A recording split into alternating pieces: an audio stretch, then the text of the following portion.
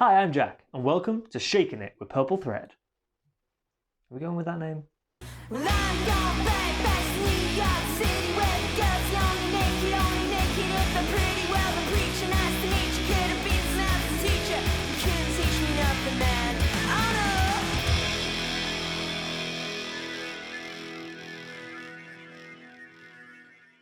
So the plan is, we're going to be making some cocktails. I hope that's relatively obvious. They're all going to be related to the singles off the Maroon EP in the lead up to our brand new single, which is very exciting. And they're all going to be purple. Some of these cocktails are going to be naturally purple cocktails, and some of these cocktails are going to be ones where I've twisted them slightly to make them purple, hopefully without compromising on taste. We'll see. In case you can't tell, I'm ripping off the How to Drink series by a guy called Greg, who actually understands the craft of cocktails. This is his setup in a slightly more British pub way, and Greg, it's unlikely you're going to see any of this. But if you do, please don't sue. I'm just trying to get my band some followers. So the drink we're going to be making today is the Back to NYC Sour, which is a take on the New York Sour, one of my favourite drinks. And I'm going to be making it slightly Halloween-y.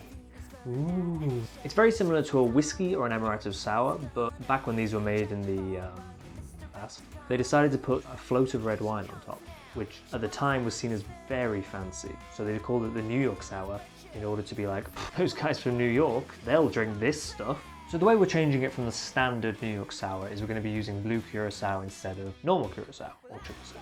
An orange liqueur, the blue one is just dyed blue. It's going to make it weirdly not purple. It's going to make it green, but it's a Halloween episode, maybe, if this comes out on Halloween. It's fine. It's going to look good. The last time I made this, I built it over my Apple Mac. So that's a fun little tidbit. So first things first, we're going to need 30 ml of lemon juice, which means we're going to have to cut a lemon with this scary looking knife. It's Halloween.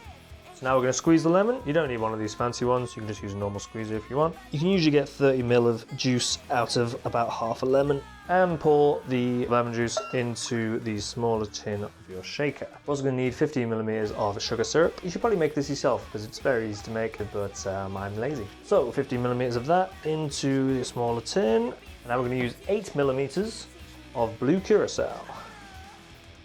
Pretty much half.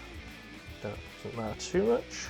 And 60 millimeters, or 2 ounces if you're American, of whiskey. This should actually be a rye whiskey, but you can't get rye whiskey in England for love nor money. So we're going to be using the Woodford Reserve Bourbon, which is delicious. Oh, can you hear that? It's a good cork sound. 2 ounces of the bourbon of your choice. You don't have to use an egg white in this drink. It's totally up to you. Some people don't like raw eggs, some people are vegan. You can always use aquafaba. Google it. It's very easy to come by. But lovely Jo here kindly donated one of her eggs to go in this drink. Specifically, she's a bit of a drinker. She's a bit of a booze hound. Oh yeah. So we're going to take the egg, we're going to crack it, and we're going to try and get egg white into the shaker without the yolk.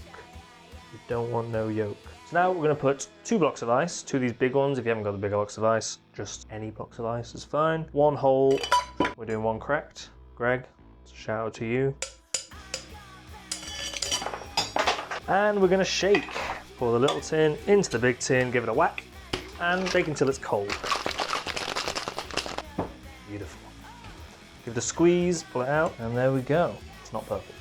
Right, we've got this lovely little glass I got in an antique shop, and we're going to use a strainer to strain. And there we go, a lovely purple hue. So, as I said, we're going to be topping this with a Merlot, and we're going to be using the back of our bar spoon here to float. And there we have it, the Back to NYC Sour. It's in the second most traditional set of colours for Halloween, green and purple. Let's see what it tastes like. So Jo the chicken. Tastes quite red winey. The lemon, whiskey, orangey flavours come through. It's very nice. I recommend it for your Halloween parties. So this has been Shaking It with Purple Thread. This is the Back to NYC Sour. Thank you to John Wesson for letting me use his bar. You can check him out on John Wesson Photography on Etsy. There's excellent photos of Irish landscapes and puffins over there. We'll see you next time.